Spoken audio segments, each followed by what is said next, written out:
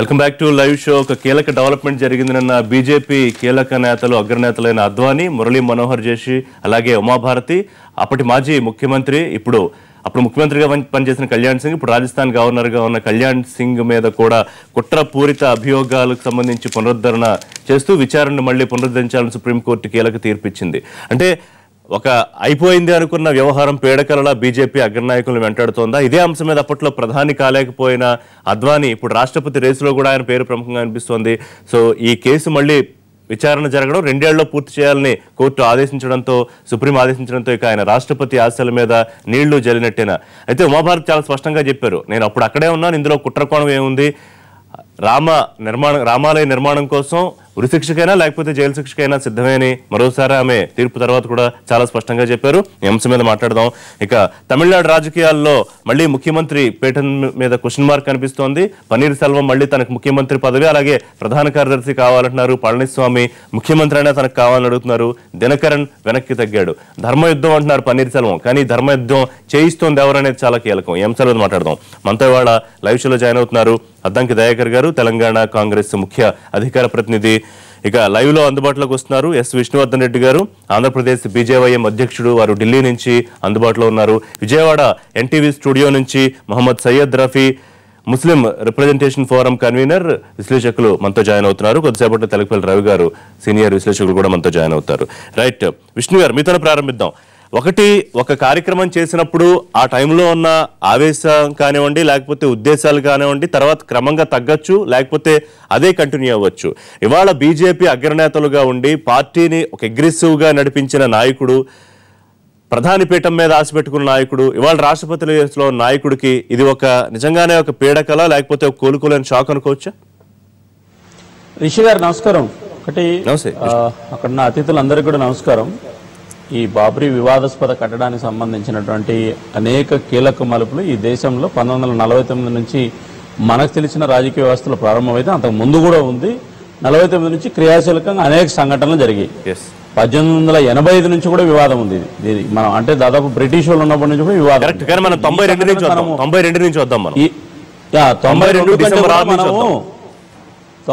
కంటే కూడా దీనికి 1986 నుంచి ప్రారంభం అవుతుంది. ఎందుకంటే అప్పుడు ఈ దేశంలో ప్రధానమంత్రిగా ఉన్నటువంటి రాజీవ్ గాంధీ గారు అక్కడ ఉన్నటువంటి భక్తుల యొక్క కోరిక మేరకు, లేదా ఈ దేశం నుంచి అనేక మంది అయోధ్యకి వెళ్లి రాముడిని దర్శించుకునే వాళ్ళ కోసం ఆ యొక్క దేవాలయానికి సంబంధించినటువంటి తాళాలు తీసి పూజలకు అనుమతించినటువంటి అంశంను తీసుకుంటే, ప్రధానిగా పనిచేసినటువంటి కాంగ్రెస్ పార్టీకి సంబంధించినటువంటి పివి నరసింహారావు గారు 1992 అవివాదాస్పదంలో జరిగిన సంఘటన వరకు మనం ఒకసారి గమనిస్తే, అయితే ఒకటి, ఈ దేశంలో మెజారిటీ ప్రజలు హిందువుల్లో కావచ్చు, మైనారిటీలో కావచ్చు, ఆ సమస్య పరిష్కారం కావాలని గత అనేక రోజులు కోరుకుంటారు. ఈ మధ్య కూడా సుప్రీంకోర్టు అనేక రకాల తీర్పు ఇచ్చింది. ఈ తీర్పు సంబంధించి ముందు కూడా ఒక తీర్పు ఇచ్చింది. 3 సభ్యుల ధర్మాసనం ఒక తీర్పు ఇస్తే దాంట్లో ముస్లిం ఉన్నారు, క్రిస్టియన్ ఉన్నారు, హిందువులు ఉన్నారు, 4 సభ్యుల ధర్మాసనం. 3 సభ్యుల ధర్మాసనం అక్కడ ఉన్నటువంటి చారిత్రాత్మక కట్టడాల ఆధారంగా, లేదా కేంద్ర ప్రభుత్వానికి సంబంధించినటువంటి కేంద్ర జియాలజీ శాఖ సంబంధించినటువంటి ఒక లెక్కల ఆధారంగా ఆ కట్టడానికి కింద ఉన్నటువంటి పరిశోధనలు చేసిన తర్వాత అక్కడ ఒక దేవాలయం ఉందనేటువంటి ఒక నిర్ణయానికి అనుగుణంగా ఈ దేశంలో తీర్పు ఇచ్చారు. అయితే ఆ తీర్పును మెజారిటీలో ప్రజలందరూ స్వాగతించినా కూడా కొంతమంది దాన్ని సుప్రీంకోర్టుకి వెళ్ళడం జరిగింది. ఇది సుప్రీంకోర్టు దశలో ఉంది. సుప్రీంకోర్టు కూడా ఈరోజు ఏం చెప్పింది, బయట మీరు సామరస్యపూరితమైనటువంటి చర్చ ద్వారా పరిష్కరించుకోవాలని చెప్పింది. భారతీయ జనతా పార్టీ దాన్ని మేము స్వాగతించాం. దాన్ని భారతీయ జనతా పార్టీ విష్ణు గారు, నేను అడిగిన పాయింట్, ఇవాళ అద్వానీ రాష్ట్రపతి ఆశల మీద నీళ్లు జల్లే తీర్పుగా దీన్ని చూడాల్సిన అవసరం ఉందా? రెండోది, ఈ వివాదం అద్వానీ ఆవేళ నేను అన్నట్టుగా ఏదో ఒక ఉద్దేశంతోనో లేకపోతే ఒక ఆవేశంతోనో చేసిన అదే భావన ఇప్పటికీ బీజేపీ అగ్రనాయకుల్లో ఉందనుకోవాలా? మనోహర్ జోషి కానివ్వండి, అద్వానీ కానివ్వండి. రిషి గారు దయచేసి ఒక్క నిమిషంలో పూర్తి చేస్తాను. నేపథ్యం అనేది చెప్పకపోతే కానీ భావితరాలకు ఇది ఒక తప్పుడు సంకేతం పోతుందనే ఉద్దేశంతో నేను నేపథ్యం చెప్తున్నా. అయితే మీరు చెప్పినటువంటి కన్ఫర్మ్ అయితే 1992 అంశంలో 198/1992 సెక్షన్ కింద 3 సెక్షన్లతోటి 120B కాన్స్పిరెన్సీ, దీన్ని కొంతమంది కలిసి ఉద్దేశపూర్వకంగా కుట్ర చేశారని, 153A, 150B, అదేవిధంగా 505 ఈ 3 సెక్షన్లకు సంబంధించినటువంటి ఒక కేసు నమోదైంది. దీనికి సంబంధించి కాంగ్రెస్ పార్టీ అధికారంలో ఉన్న సమయంలో 2010 మే 20వ తేదీన అలహాబాద్ హైకోర్టు ఇది ఎవరు కుట్ర చేసినటువంటిది కాదు, అనేక మంది లక్షల మంది ఒక చోట వచ్చిన సందర్భంలో దీనికి కుట్రగా పరిగణించలేమని చెప్పి ఆ కేసును అద్వానీ గారితో సహా, మురళీ మనోహర్ జోషి గారు, ఉమాభారతి సహా, నేడు గవర్నర్ ఉన్నట్టు కళ్యాణ్ సింగ్ తాజా తీర్పు కుట్రపూరిత అభియోగాలు నమోదు చేసిన పరిస్థితి ఉంది కదా. ఇప్పుడు కొట్టేసినటువంటి ఏదైతే కాంగ్రెస్ ప్రభుత్వం 2010లో ఆ రోజు UPA 2 అధికారంలో ఉన్న సందర్భంలో కొట్టేసినటువంటి కేసు ఏదైతే ఉందో దీని మీద మళ్ళా కొంతమంది సుప్రీంకోర్టుకు వెళ్ళడం జరిగింది. సుప్రీంకోర్టు దీన్ని పునర్విచారం చేయమని చెప్పడం జరిగింది. అంటే అలహాబాద్ హైకోర్టు కొట్టేసినటువంటి కేసును, వాళ్ళకి సంబంధం లేదన్నటువంటి కేసును, కుట్ర ఏం లేదు, అందరూ బహిరంగంగా కనపడుతున్నారు, వీడియో సాక్ష్యాలు ఉన్నాయి, వాళ్ళు బహిరంగంగా కూడా మీరు ఇందులో ప్రస్తావన తీసుకొచ్చారు. UPA 2 అధికారంలో ఉండడమో లేకపోతే ఇవాళ NDA అధికారంలో ఉండడమో దానికి ఈ కోర్టు వ్యాఖ్యలకి లేకపోతే కేసులు పునర్విచారణకు కొట్టేయడానికి సంబంధం ఏంటి విష్ణు గారు? ఒక్కటి, కోర్టు ఇచ్చినటువంటి దాన్ని ఎవరైనా సరే ఎదుర్కోవాల్సిందే. భారతీయ జనతా పార్టీగా మేము చెప్పేది ఏంటంటే 2010లో ఏదైతే అలహాబాద్ హైకోర్టు కొట్టేసిందో దాని మీద కొంతమంది సుప్రీంకోర్టుకు అప్పీలుకు పోయారు. అప్పీలు పోయిన తర్వాత కోర్టు మళ్ళీ విచారణ చేపట్టింది. కాబట్టి కోర్టు అలహాబాద్ హైకోర్టు ఇచ్చినటువంటి తీర్పును ఏదైతే సుప్రీంకోర్టు కూడా రేపు అదే ఇస్తుందని మేము భావిస్తున్నాం. కాబట్టి ఏ రకమైనటువంటి కుట్ర గాని కాన్స్పరెన్సీ గాని లేదు. కోట్ల మంది ఈ దేశంలో ఉన్నటువంటి మెజారిటీ ప్రజలు అక్కడ దేవాలయం ఉండాలని కోరుకున్నారు. ఆ దేవాలయం ప్లేస్లో మసీదు ఉందనేటువంటిది ఆర్గ్యుమెంట్ చేశారు. కాబట్టి ఈ రోజు ఒక సామరస్యపూరితమైనటువంటి పరిష్కారానికి భారతీయ జనతా పార్టీ ప్రయత్నం చేస్తుంది. రెండు వర్గాలను కూర్చోబెట్టి మాట్లాడుకోవాలనుకుంటుంది. ఇది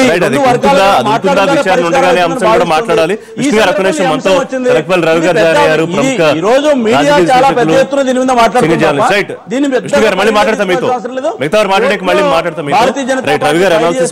అలహాబాద్ హైకోర్టు ఇచ్చిన తీర్పు విష్ణు గారు మళ్ళీ మాట్లాడతాం మీతో, కంటిన్యూస్ గా మీతోనే మాట్లాడటం అవుతుంది, మిగతా వాళ్ళతో మాట్లాడాక మీ దగ్గరికి వస్తాం మళ్ళీ. రైట్, దైకర్ గారు ఎట్లా చూస్తున్నారు? ఆయన UPA 2 హయాం తీసుకొచ్చారు 2010లో. సరే, ఇవాళ చిదంబరం మళ్ళీ పైకి తీసిన పిటిషన్ మీద ఇవాళ సుప్రీంకోర్టు కీలకమైన తీర్పు వెలువరించింది. So what's your comment? ఒక మంచి నిర్ణయం సుప్రీంకోర్టు తీసుకున్నట్టుగా మనం భావించాలి. యాంగిల్ 1లో ఏంటి అంటే మతాన్ని సాంప్రదాయంగా ఆచరించడం అనేది ఈ దేశం యొక్క ఒక అంతస్తు, అది దేశం యొక్క ప్రజల యొక్క ఒక సంప్రదాయం. కానీ మతాన్ని రాజకీయంతో పోల్చి ముడిపెట్టి లేదంటే లబ్ధి పొందాలనుకున్న వాళ్ళకి ఇది ఒక చెంపపెట్టుగా మనం భావించాలి. ఎందుకంటే మనం చూస్తున్నాం దాంట్లో ఒక దెబ్బ లేకపోతే రెండు బాబ్రీ మసీద్ మాత్రం కూలాల్సిందే. అంటే మత సాంప్రదాయాలను గౌరవించాల్సిన లౌకిక పునాదుల మీద ఉన్న ఎవరమైనా సరే దాన్ని గౌరవించాల్సిన అవసరం ఉంది. అయితే వివాదాస్పదమైతే సుప్రీంకోర్టు చూసుకుంటుంది, CBI చూసుకుంటుంది. లేదు అని అంటే మరింత ముందుకు పోయి మనం ఒక అంటే పరస్పర అంగీకారంతో మనం చేయొచ్చు. కానీ ఈరోజు ఏది దేశద్రోహానికి పెట్టే కేసులు దాదాపు 120B కానీ లేకపోతే 153AB కానీ లేదంటే 505 కానీ ఇవన్నీ కూడా. అయితే మనకు దీంట్లో తీవ్రంగా ఆలోచిస్తే ఎవరు దేనితో మొదలు పెడితే అంటే అక్రమంగా దానితోనే అంతమవుతారు అన్నట్టుగా ఈరోజు అద్వానీ కానీ లేదంటే ఉమాభారతి కానీ మతాంతో రాజకీయాల కొరకు ముడిపెట్టి ఈరోజు మతంతోనే వాళ్ళు ఈ రకమైన ఒక అవహేళన కానీ లేదంటే రేపు ఒకవేళ శిక్ష ఖరారైతే 5 సంవత్సరాల వరకు జైలు శిక్ష పడే అవకాశం కూడా ఉంది. ఇదేమో పూర్తిగా పార్టీని బలోపేతం చేసుకోవడానికి ఆ రోజున్న అగ్రనాయకత్వం చేసిన ఒక యాంగిల్. రెండో యాంగిల్ సీన్ కట్ చేస్తే ఇప్పుడు తను రాష్ట్రపతి రేసులో ఉన్నాడు. రాష్ట్రపతి రేసులో ఉన్న అద్వానీని మోడీ బీజేపీ వ్యతిరేకిస్తున్నట్టుగా మనం భావించాల్సిన అవసరం ఉందా? మోడీ బీజేపీ అంటే ఇప్పుడు బీజేపీ అనేది లేదు.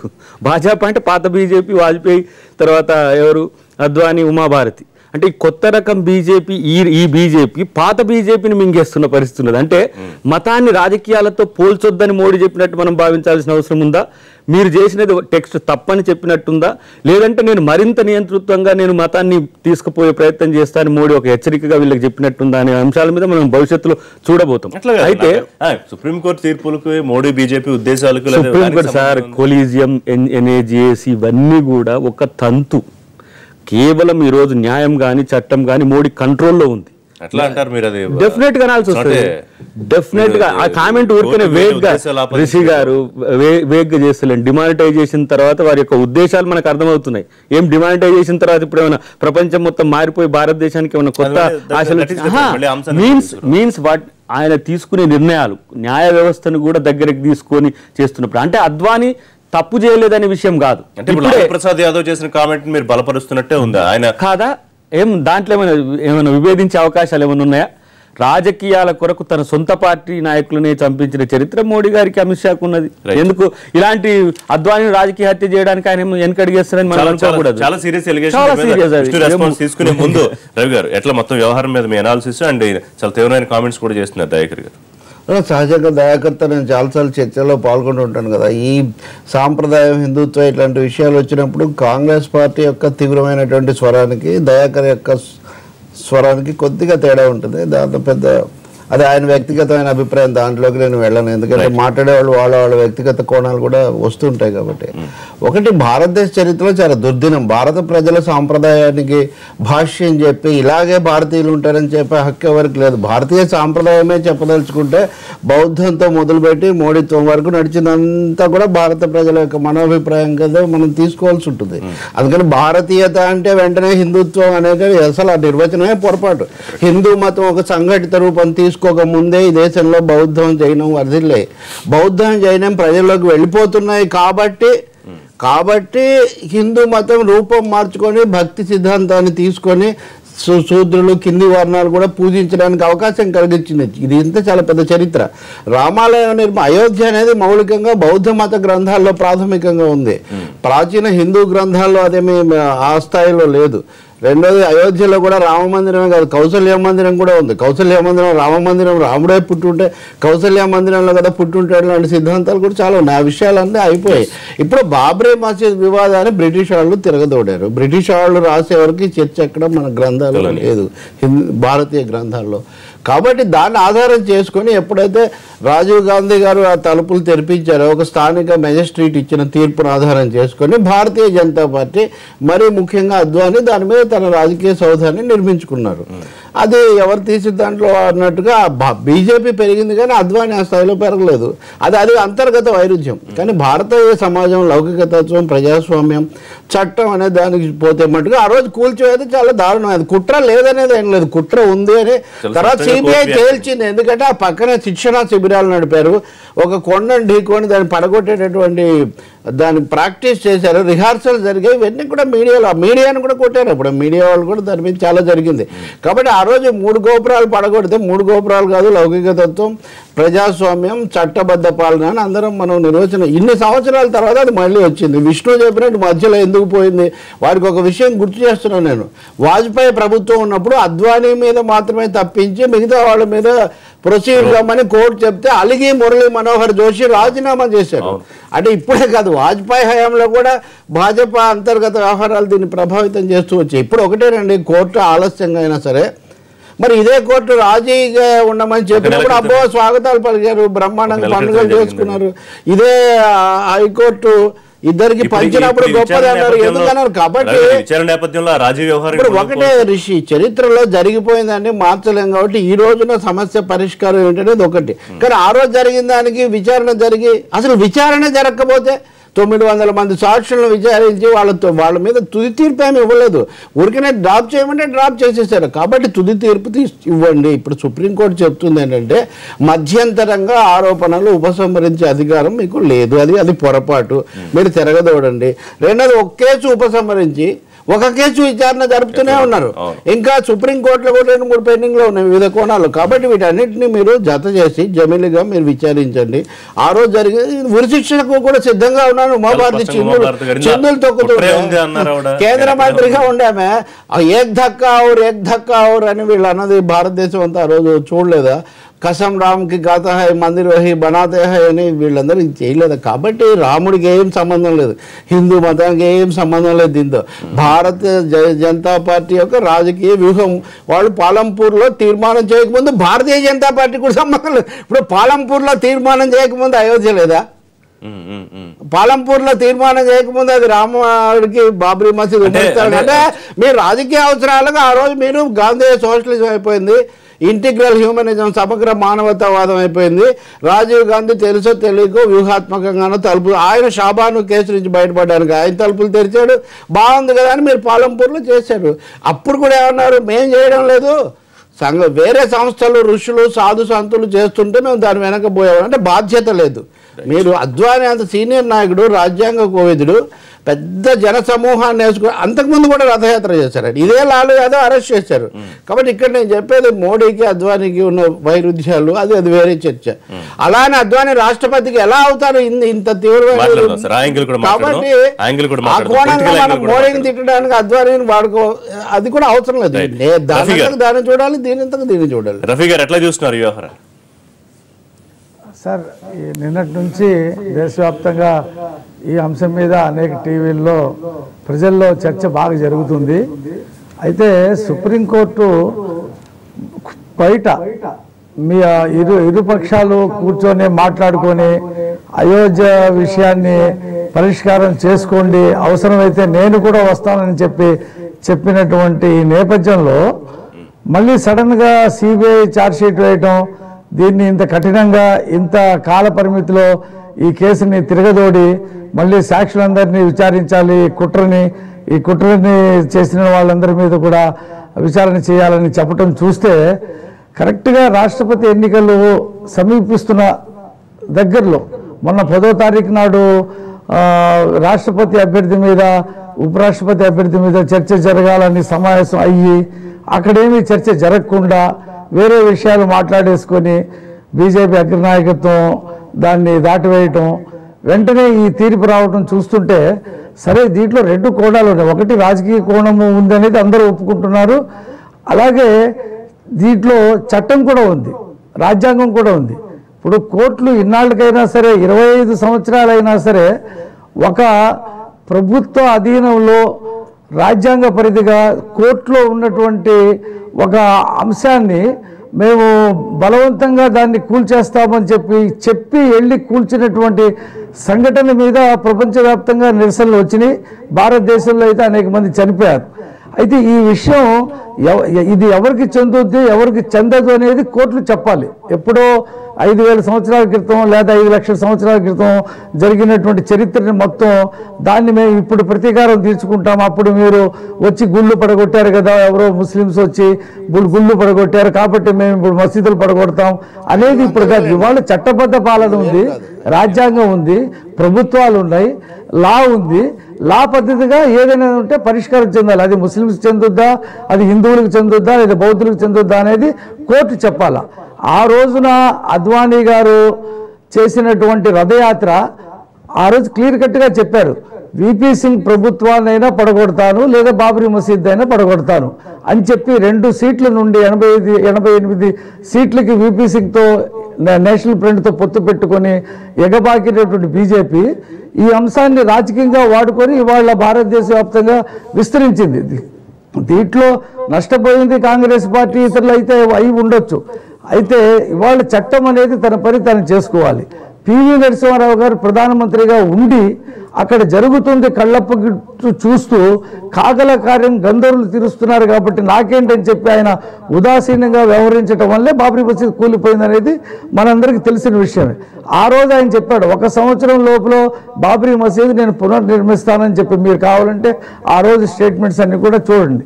మళ్ళీ ఆ 1 year తర్వాత ఏమీ జరగలేదు. పునర్నిర్మాణంతో సమాధానం ఇస్తానన్నాడు ఆయన. దానికి అది అప్పుడు కూడా అస్పష్టమే, కూల్చివేసినప్పుడు తర్వాత కూడా విధ్వంసానికి మేము పునర్నిర్మాణంతో సమాధానం ఇస్తామన్నాడు విష్ణు గారు. ఇస్తాను మీకు. అదే అయితే అది అప్పటికే ఆయన మర్చిపోయాడు. అయితే ఇవాళ భారతదేశ రాజకీయాల్లో ఇవాళ సుప్రీంకోర్టు తీసుకున్నటువంటి నిర్ణయం కీలకమైనటువంటి మలుపు.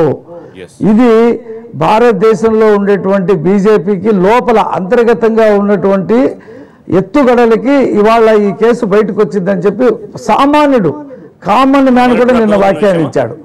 కామన్ మ్యాన్ కూడా వ్యాఖ్యానించాడు. కాబట్టి అద్వానీ గారికి మోడీ గారికి ఉన్నటువంటి వైరుధ్యాలు ఈ ప్రభుత్వం వచ్చిన తర్వాత కూడా అద్వానీ గారు ఒక మాట అన్నాడు, అప్రకటిత ఎమర్జెన్సీ దేశంలో కొనసాగుతుంది అని చెప్పి ఆయన అన్నాడు. ఎన్నికల తర్వాత ఒక మాట అన్నాడు అద్వానీ గారు, ఈ ఫలితాలని మీరందరూ ఒక యాంగిల్లో చూస్తున్నారు, అనేక యాంగిల్స్లో దీన్ని విశ్లేషించవలసి ఉంది అని చెప్పేసి ఆయన అన్నాడు. తర్వాత బీహార్ ఎన్నికల తర్వాత కూడా బీహార్ ఎన్నికల ఫలితాల తర్వాత కూడా అద్వానీ, జోషి, యశ్వంత్ సిన్హా వీళ్ళందరూ కూడా మోడీ పనితీరు మీద సమీక్ష చేశారు.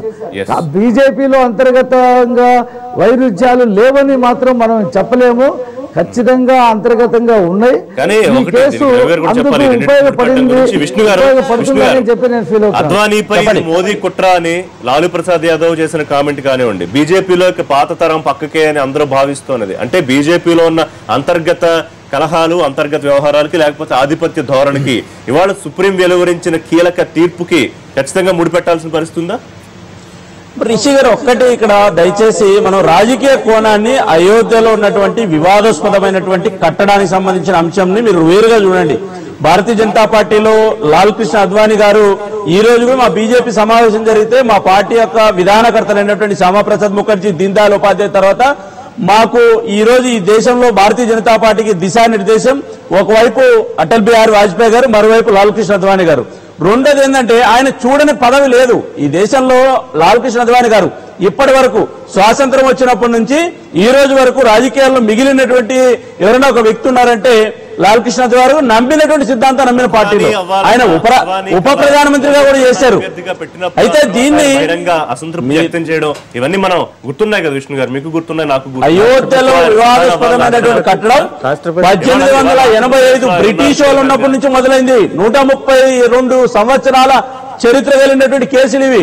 మీరు 92 నుంచే మాట్లాడుతున్నారు. కాబట్టి ఈ దేశంలో ఒకటేంటంటే నేను అక్కడున్న పెద్దలందరికీ గుర్తు చేసేది ఏంటంటే హైకోర్టు ఇచ్చినటువంటి తీర్పు మీద సుప్రీంకోర్టు ఒక మార్గదర్శనం ఇచ్చింది. దీనికి సంబంధించిన విషయంలో కోర్టులో మేము ఎదుర్కొనే సిద్ధంగా ఉన్నాం.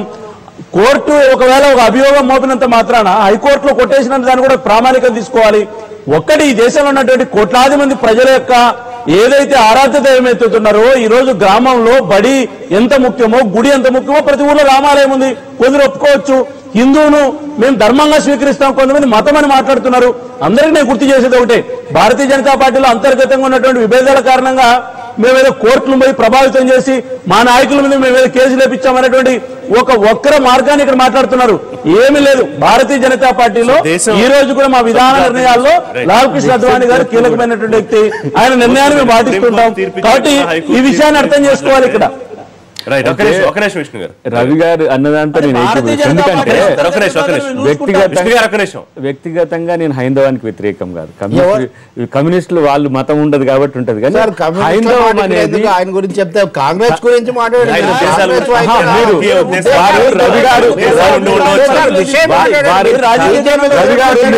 చేసిన కామెంట్ నాకు అర్థం కాంది కాదు.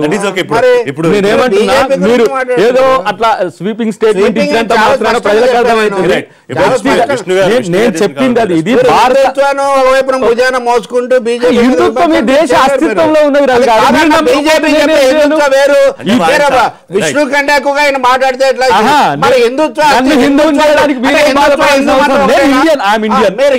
భారత సమాజం సమస్యలు చర్చిస్తున్నారు. అలాంటప్పుడు మీరు హిందుత్వాన్ని వ్యతిరేకిస్తే నన్ను కూడా వ్యతిరేకిస్తామని. సారీ, ఆయన కాంగ్రెస్ హిందుత్వ హిందూ మతం ఒకటేనని మీరు చెప్తున్నారా? బీజేపీ చెప్పే హిందుత్వ హిందూ మతం రెండు వ్యక్తిగతంగా నా మీద చేసిన కామెంట్ నేను హిందుత్వానికి అయితే వ్యతిరేకిని, కమ్యూనిజానికి కూడా వ్యతిరేకం. వారి కాంగ్రెస్ సొంతంగా ఉంటే కాంగ్రెస్ పార్టీ అంటే కాంగ్రెస్ పార్టీ హిందుత్వ హిందూ మతం ఒకటేనా మీరు చెప్పండి. ఎందుకైతే అది వేయాల్సిన లైఫ్ అని అంటున్నారు. బట్ వారి ఉద్దేశం ఏంటంటే నేనేమంటే సెక్యులరిజానికి మీరు మాత్రమే ప్రతీక అనుకునే ప్రయత్నం చేశారు. హిందుత్వానికి వాళ్ళు మాత్రమే ప్రతీక అనుకోవద్దని భారత సమాజపు సమస్య అని చెప్తున్నా. ఇది ఎందుకు ఈ రోజు బాబ్రీ మసీద్ ఒక మతాచారాలను మనం అవమానించే విధంగా ఉన్నది కాబట్టి దీంతో రాజకీయాలు చేయడం తప్పని చెప్పే ప్రయత్నం చేస్తున్నా తప్పితే నేను బీజేపీకి వ్యతిరేకంగా మాట్లాడినంత మాత్రం ఇది ఏదో వ్యతిరేకం వ్యతిరేకమైనది వారిది కాదు కదా. చాలా సీరియస్ బీజేపీ ఈ రోజు మతంతో రాజకీయం చేయాలి. మతం ఈ దేశపు సాంప్రదాయంలో ఒక భాగం, ఇస్లాం కూడా ఈ దేశపు సాంప్రదాయంలో ఒక భాగం. కానీ హిందుత్వంతో రాజకీయం చేయాలనుకుంటున్నాం. ఈ రోజు బీజేపీకి ఒక మొట్టికాయ పడ్డట్టుగా నేను భావిస్తున్నాను. మోడీకి అద్వానికి ఉన్న వైరుధ్యాన్ని కూడా నేను చెప్తున్నా. పూర్తిగా బీజేపీ రాజకీయాల మీద చర్చ చేస్తున్న తప్పితే మతంతో ఉండే రాజకీయాలను వేరు చేస్తూ మాట్లాడుతున్న పరిస్థితి ఉన్నది కదా. నేను అందుకనే రెండు యాంగిల్స్ చెప్పిన, వాళ్ళలో ఉన్న అంతర్గత అంశాలకు సంబంధించిన అంశాలు అంశాలను ఉటంకిస్తూనే మతంతో రాజకీయం చేయడం అనే భావదారిద్ర్యం నుంచి ఎప్పటికైనా ఎవరైనా కూడా బయటకు వస్తే మంచిది. నేనంట సార్, ఈ రోజు బౌద్ధాన్ని దాడి చేసిన మరి హిందుత్వం మీద మనం ఏం చేయాలి? పూర్వపంతా కూడా బౌద్ధమే కదా, మరి అది కూడా ఉంటుంది.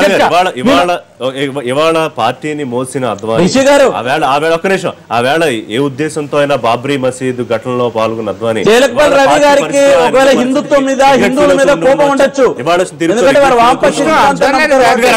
ఎందుకు అర్థం లేని వ్యాఖ్యలు హిందూ సమాజం పట్ల ఒకవేళ రవి గారికి కోపం ఉండొచ్చు. ఈ దేశంలో మెజారిటీ ప్రజలు హిందూ సమాజం పట్ల గౌరవిస్తున్నారు, హిందూ ధర్మాన్ని ఆచరిస్తున్నారు. మీరు ఆ విషయాన్ని అర్థం చేసుకోవాలి. ఈ దేశంలో ఉన్నటువంటి బలవంతంగా మత మార్పిడి గురైనటువంటి మహమ్మదీయులు గతంలో చరిత్ర చూస్తే ఒకసారి హిందువులే వాళ్ళందరూ కూడా ఒకసారి మీరు ఆలోచించండి. ఎంతసేపు అని చెప్పానండి, అయిపోయిందా? రిషి గారు ఒక్కటి నేను ఏమంటే, రవి గారు హిందువుల అవమానపరిచే పద్ధతిలో మాట్లాడద్దు, హిందూ ధర్మాన్ని అవమానపరిచే పద్ధతిలో మాట్లాడద్దు. వామపక్ష పార్టీకి హిందూ ధర్మం మీద విశ్వాసం లేకపోవచ్చు, అది వాళ్ళ ఇష్టం. సార్ ఇప్పుడు మీరు చెప్పారు కదా, విష్ణు వయసు ఎంతో నాకు ఖచ్చితంగా తెలియదు, కానీ ఆయన ఇప్పటికిప్పుడు హిందూ మతానికి ఈ దేశంలో ఏకైక ప్రతినిధి అంటే చాలా పొరపాటు. హిందూ గలడు అందు లేడు సందేహం ఉండదు, హరి సర్వోపగతులు ఎందెందు వెతికి చూసినా అందందే గలడని చెప్పినటువంటి పోతన మార్చుడు పుట్టినటువంటి తెలంగాణ లేదా ఈ ప్రాంతం కానీ లేకపోతే రాయలసీమలో బ్రహ్మం ఒకటే పరబ్రహ్మం, అది హిందూ మతం. మోడీ గారి గుజరాత్, అద్వానీ గారి బాబ్రీ విధ్వంసం అది హిందూ మతం కాదు. హిందూ మతాన్ని గురించి కనీస సంస్కారం పాటించండి. హిందూ మతం వేరే, హిందూ ధర్మం వేరే. భారతీయ జనతా పార్టీ కానీ రాష్ట్రీయ స్వయం సేవక సంఘ్ కానీ ఈ దేశంలో ఇప్పటిదాకా చెప్తుంది, మీరు బైఫర్కేషన్ చేసి చూడండి, హిందూ ధర్మం వేరు. రఫీ గారు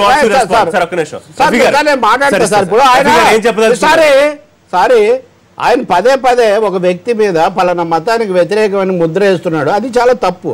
నేను ఆయన కంటే ఎక్కువగా హిందూ శ్లోకాలు పద్యాలు చెప్పగలుగుతాను. ఇక్కడ సమస్య రాముడు బీజేపీ సొంతం కాదు, హిందూ మతం బీజేపీ సొంతం కాదు.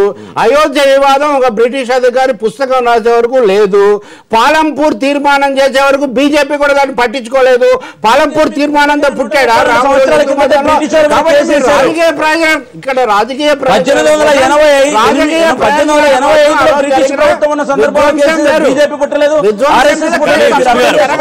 విష్ణు గారు సమస్య ఎక్కడ వస్తుంది?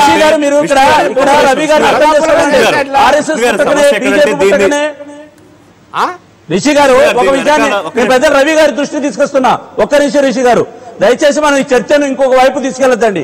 నేను రవి గారిని రిక్వెస్ట్ చేసేది ఏంటంటే, రవి గారు చరిత్రకారులు, వారికి నాకంటే ఎక్కువ సమగ్రమైనటువంటి సమాచారం వారి దగ్గర ఉంది. 1885లో బ్రిటిష్ ప్రభుత్వం ఉన్నప్పుడు కేసు చేశారనే విషయం నాకంటే ముందు వాళ్ళు స్మరించడం జరిగింది. అంటే 132 సంవత్సరాల కింద ఈ దేశంలో బీజేపీ పుట్టిందా? 132 సంవత్సరాల కింద ఆర్ఎస్ఎస్ పుట్టిందా? 132 సంవత్సరాల కింద హిందూ పరివార సంస్థలు ఉంటాయా? పరివార క్షేత్రాలు ఉంటాయా ఈ దేశంలో? రైట్ ఆయన ఆప్తే చెప్తాను నేను. ఖచ్చితంగా బ్రిటిష్ వాళ్ళ హయాంలోనే హిందూ ముస్లిం తగాదాలు పుట్టాయి. బ్రిటిష్ వాళ్ళ హయాంలోనే ప్రతి దాని మీద కూడా వివాదం మొదలైంది. వారు చెప్పే ప్రకారం 450 ఏళ్ల కిందటి నుంచి ఉన్నటువంటి నడుస్తున్న పరంపర, ఇంకా రాముడు అనే ఆయన ఎప్పటి వాడనే లెక్క ప్రకారం అది వేరే లెక్క. మరి 130 ఏళ్ల కిందటే ఎందుకు వచ్చిందండి కేసు? బ్రిటిష్ వాళ్ళు రెండు మతాల మధ్య పెట్టినటువంటి చిచ్చులో అది కూడా ఒక భాగం. దాన్ని మళ్ళీ రాజకీయ పార్టీలు ఒక దశలో రాజీవ్ గాంధీ గారు, ఒక దశలో అద్వానీ గారు వాడుకుంటే మధ్యలో పివి నరసింహరావు గారు నిష్క్రియ ప్రయత్నంతో బాబ్రీ మసీద్ కూలింది.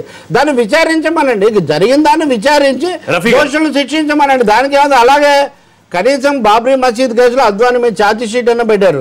గుజరాత్ లో ఆయన ముఖ్యమంత్రిగా ఉన్నప్పుడు అంత జరిగితే ఇంతవరకు ఛార్జ్ షీట్